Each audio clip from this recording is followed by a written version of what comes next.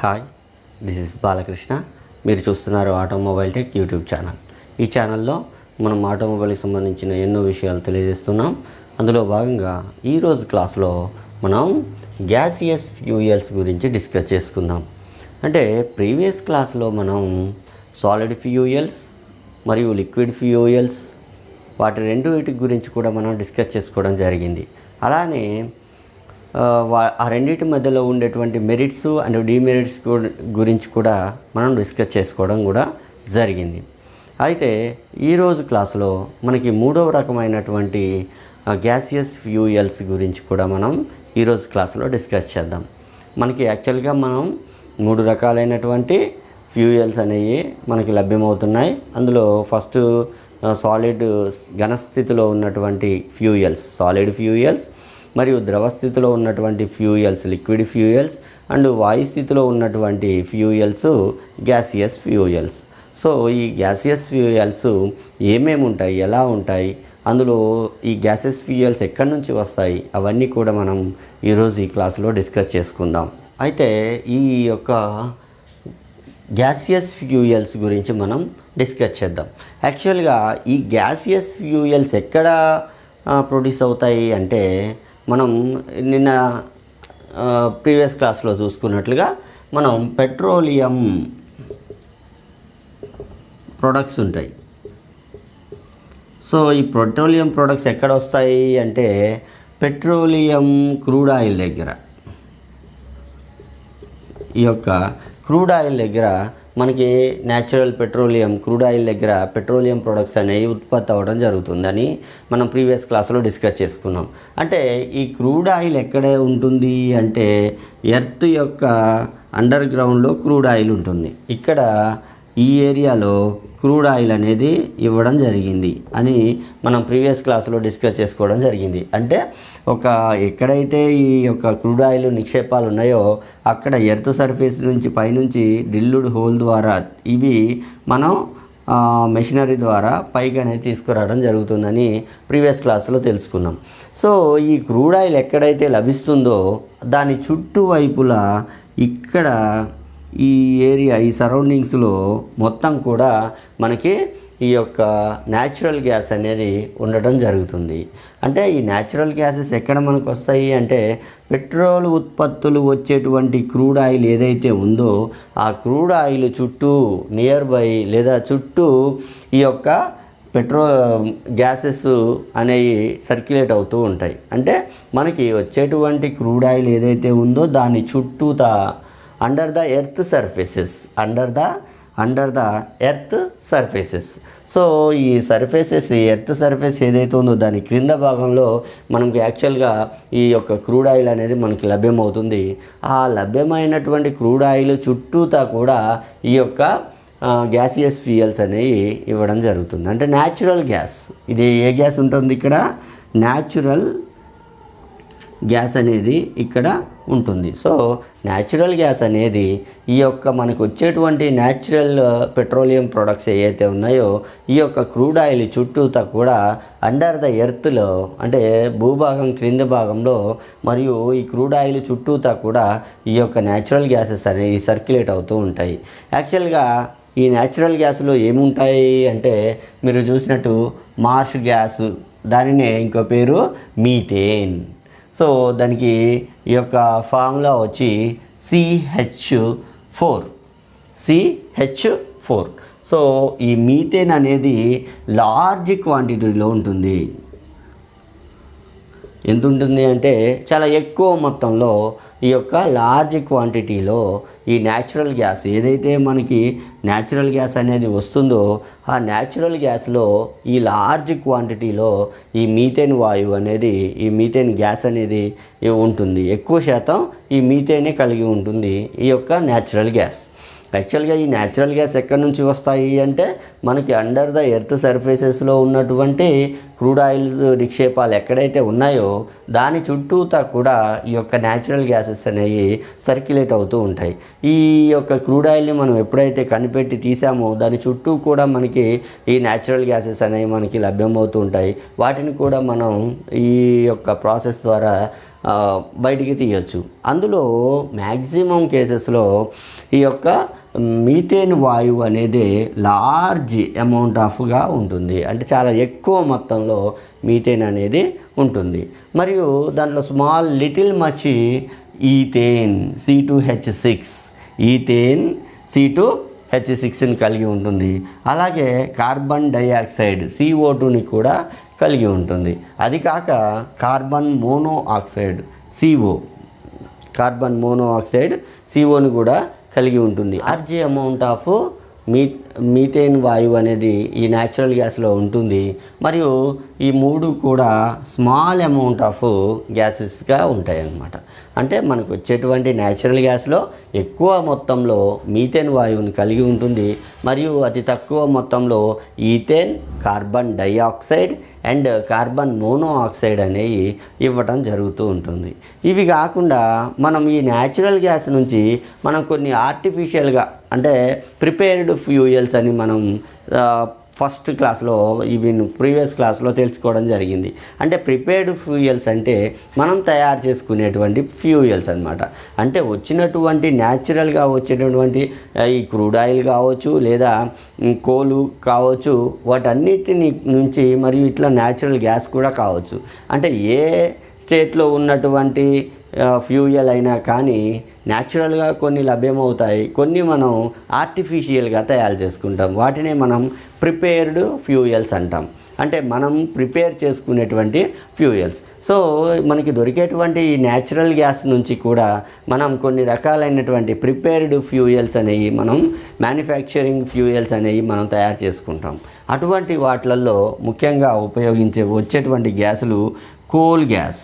మనకి యాక్చువల్గా ఈ యొక్క న్యాచురల్ గ్యాస్ ఏదైతే ఉందో ఈ గ్యాస్ నుంచి మనకి ఈ కోల్ గ్యాస్ కానీ మరియు ప్రొడ్యూసర్ గ్యాస్ కానీ ఇది వాటర్ గ్యాస్. సో వాటర్ గ్యాస్కే ఇంకొక పేరు ఏంటంటే బ్లూ గ్యాస్. దీనికే ఇంకో పేరు బ్లూ గ్యాస్. సో ఈ యొక్క న్యాచురల్ ఫ్యూయల్స్ నుంచి కోల్ గ్యాస్ వస్తుంది, ప్రొడ్యూసర్ గ్యాస్ వస్తుంది, వాటర్ గ్యాస్ ఆర్ దాన్ని బ్లూ గ్యాస్ అని కూడా పిలుస్తాం. ఇంకా కోక్ ఓవర్ గ్యాస్ అండ్ ఫైనల్కి బ్లాస్ట్ ఫర్నెస్ గ్యాస్ కూడా మనకి ఈ యొక్క న్యాచురల్ గ్యాస్ నుంచి మనం తయారు చేసుకోవచ్చు. అంటే దీన్ని డిస్టిలైజేషన్ అంటే నిన్న చెప్పినట్లుగా ప్రీవియస్ క్లాస్లో డిస్కస్ చేసుకున్నట్లుగా వాటిని స్వేదనం ద్వారా మొత్తం కూడా దాన్ని పాక్షికంగా స్వేదనం చేయటం కానీ మరియు దానికి ఒక ప్రాసెస్ ప్రకారంగా తీసుకుని దాన్ని సెపరేషన్ ద్వారా వేరు చేయటం వల్ల మనకి ఇన్ని రకాలైనటువంటి గ్యాసెస్ అనేవి ప్రొడ్యూస్ అవుతూ ఉంటాయి. అంటే ఇవన్నీ కూడా ఇది బేస్ గ్యాస్ వచ్చి న్యాచురల్ గ్యాస్. ఈ న్యాచురల్ గ్యాస్ నుంచి మనం కోల్ గ్యాస్ తయారు చేసుకోవచ్చు, producer gas, water gas, coke over gas, blast furnace gas. యాక్చువల్గా ఇవన్నీ కూడా మనం కొన్ని కోల్ దగ్గర ఉత్పత్తి అయ్యేటువంటి గ్యాసులు కూడా ఉంటాయి, కొన్ని న్యాచురల్గా తయారైతే గ్యాసులు ఉంటాయి, కొన్ని కోల్ దగ్గర, కోక్ దగ్గర, ఫర్నెస్ దగ్గర అటువంటి ప్రాసెస్ చేసేటప్పుడు అక్కడ కూడా కొన్ని రకాలైనటువంటి గ్యాసులు ఉత్పత్తి అవుతూ ఉంటాయి. అవి అన్నిటినీ కూడా మనం ఈ యొక్క గ్యాసియస్ ఫ్యూయల్స్లో డిస్కస్ చేసుకోవడం జరుగుతుంది. అవి ఏమేమి గ్యాసులు ఉన్నాయి, వాటి గురించి ఏ విధంగా ఉంటాయి అనేది మనం కూడా ఇప్పుడు డిస్కస్ చేసుకుందాం. అందులో ముఖ్యంగా ఎగ్జాంపుల్గా తీసుకుంటే coal gas, natural gas, producer gas, water gas, coke oven gas and blast furnace gas. ఈ అన్ని గ్యాసుల గురించి కూడా మనం ఈ యొక్క లెసన్లో గ్యాసియస్ ఫ్యూయల్లో డిస్కస్ చేసుకోవడం జరుగుతూ ఉంటుంది. మరొకసారి జనరల్గా చూసుకుంటే ఈ యొక్క న్యాచురల్ గ్యాస్ అనేది క్రూడ్ ఆయిల్ చుట్టూ ఉన్నటువంటి ఏరియాలో దొరుకుతుంది. ఇది అండర్ ద ఎర్త్ సర్ఫేస్కి క్రింద భాగంలో మనకి జనరల్గా లభ్యమవుతుంది. దీనికి కూడా ఒక ప్రాసెస్ ప్రకారంగా మనం బయటికి తీసుకోవడం జరుగుతూ ఉంటుంది.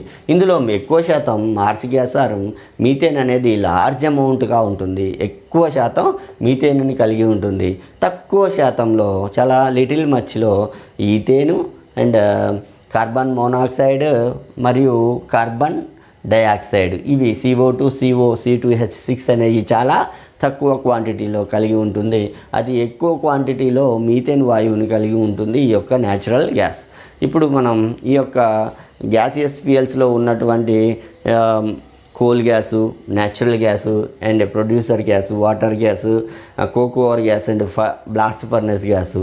ఇందులో ఏ విధంగా ఉత్పత్తి అవుతాయి, ఏ విధంగా ఉత్పన్నం అవుతాయి, ఎక్కడ ప్రొడ్యూస్ చేసుకుంటాం, వాటి యూజెస్ ఎక్కడ ఉపయోగపడుతున్నాయి అనేది కూడా మనం ఇప్పుడు డిస్కస్ చేసుకుందాం.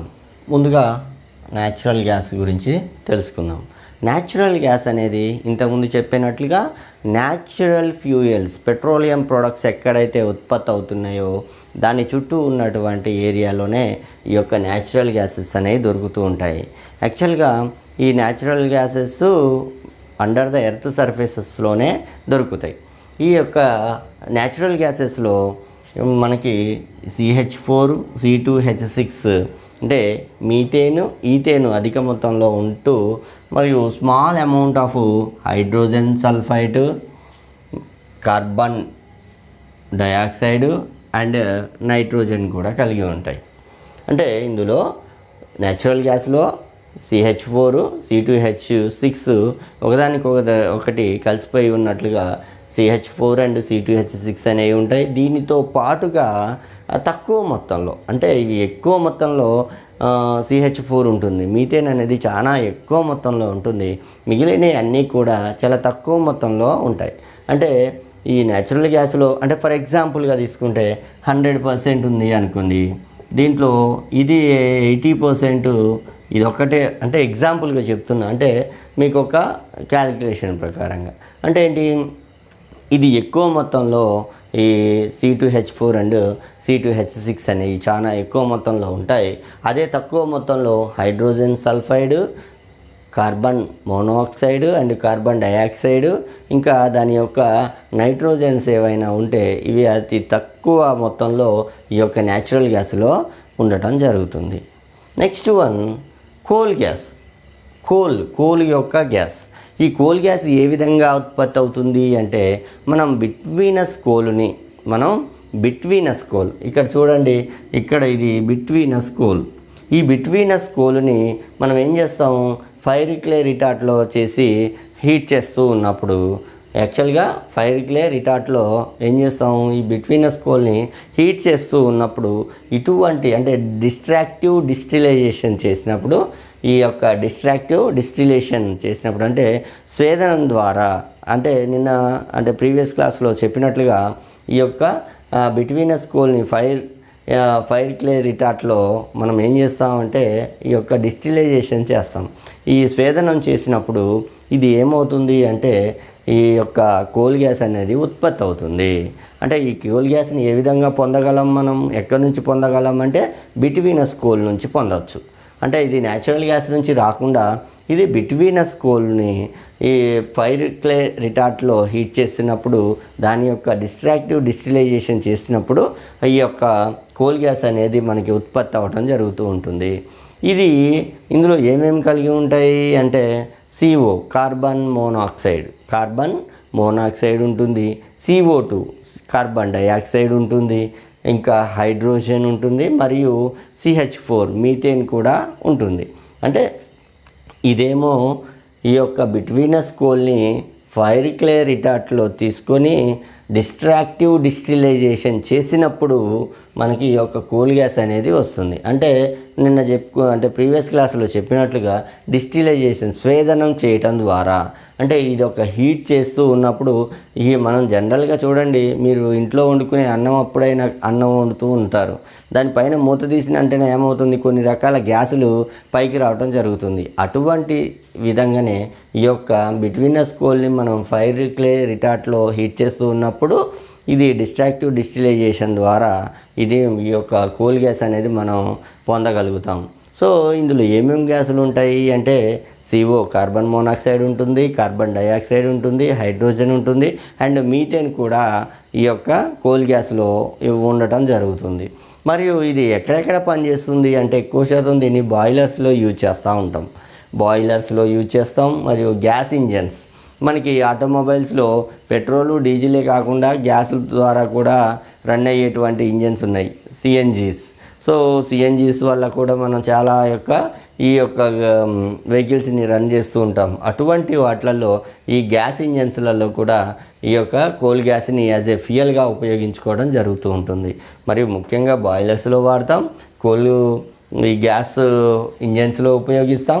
ఇంకా లైటింగ్ అండ్ హీటింగ్ అప్లికేషన్స్లో కూడా ఈ యొక్క కోల్ గ్యాస్ని మనం ఫ్యూయల్ కింద యూజ్ చేసుకోవడం జరుగుతుంది.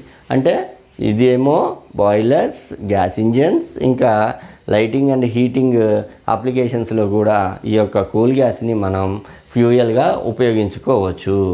సో ఇది న్యాచురల్ గ్యాస్ అయితేనేమో జనరల్గా ఎక్కువ మొత్తంలో CH4 C2H6 అనేవి ఒకదానికొకటి కలిసిపోయినట్లుగా ఉంటాయి.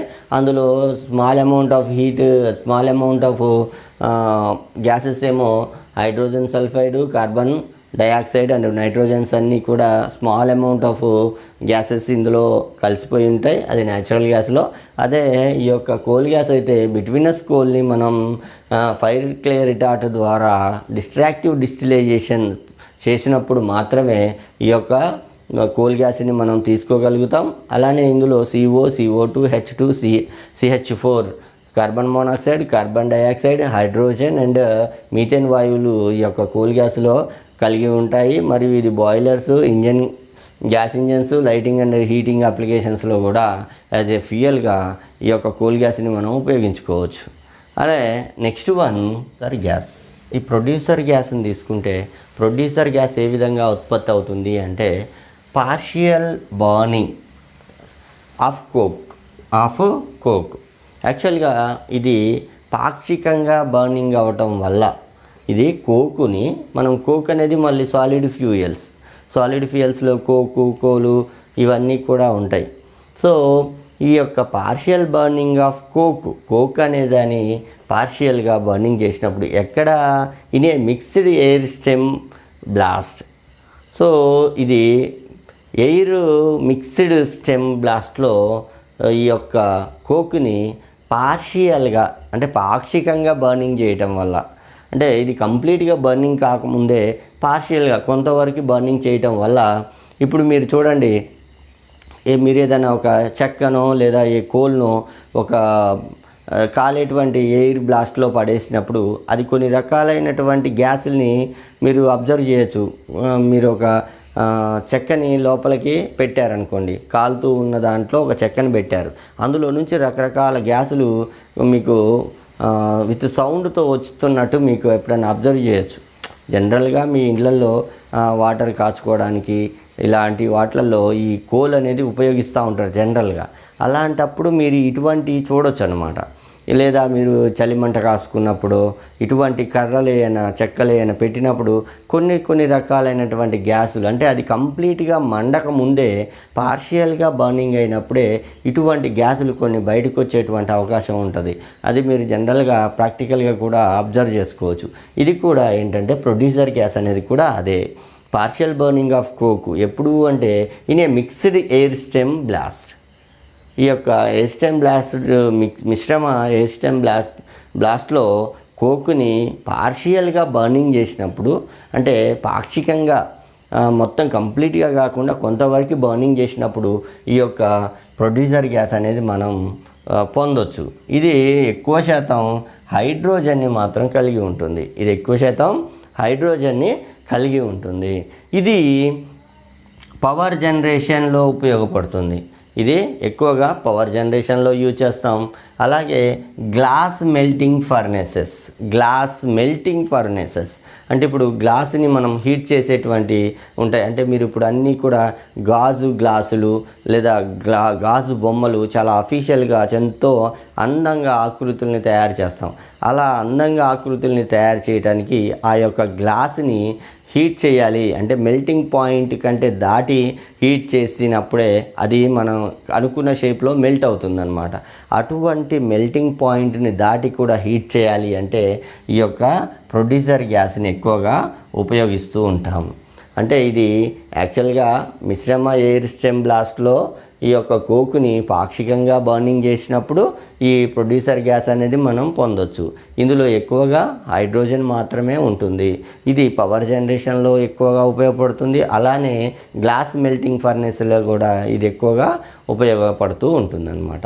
ఈ విధంగా ప్రొడ్యూసర్ గ్యాస్ అనేది మనకి ఉపయోగపడుతూ ఉంటుంది. అలానే వాటర్ గ్లాస్ లేదా బ్లూ గ్యాస్. ఈ యొక్క వాటర్ గ్లాసు బ్లూ గ్యాస్ ఏ విధంగా వస్తుంది అంటే blowing the steam through red hot coal or coke. అంటే మరీ బాగా హీట్ చేయబడినటువంటి కోలు లేదా కోకుని ద్వారా ఇది బ్లోయింగ్ అవుతూ ఉంటుంది అన్నమాట. అంటే ఏదైతే ఈ red hot coal or coke ఉందో ఇది బాగా బర్న్ అయినప్పుడు కొన్ని రకాలైనటువంటి గ్యాసులు బ్లో అవుతూ ఉంటాయి. ఈ రెడ్ హాట్ కోల్ ఆర్ కోక్లో బ్లోయింగ్ అవటం వల్ల ఈ యొక్క వాటర్ గ్యాస్ లేదా బ్లూ గ్యాస్ని మనం పొందొచ్చు. ఇందులో CO మరియు H2 ఎక్కువ ఉంటాయి. కార్బన్ మోనాక్సైడ్ అండ్ హైడ్రోజన్ చాలా ఎక్కువ మొత్తంలో ఉంటాయి. స్మాల్ అమౌంట్ ఆఫ్ అంటే చాలా తక్కువ మొత్తంలో CO2 అండ్ N2 అనేవి ఈ వాయువులు ఈ యొక్క వాటర్ గ్యాస్లో ఉంటూ ఉంటాయి. ఇవి జనరల్గా పవర్ జనరేషన్లో కూడా దీన్ని ఎక్కువగా ఉపయోగించుకుంటూ ఉంటాము.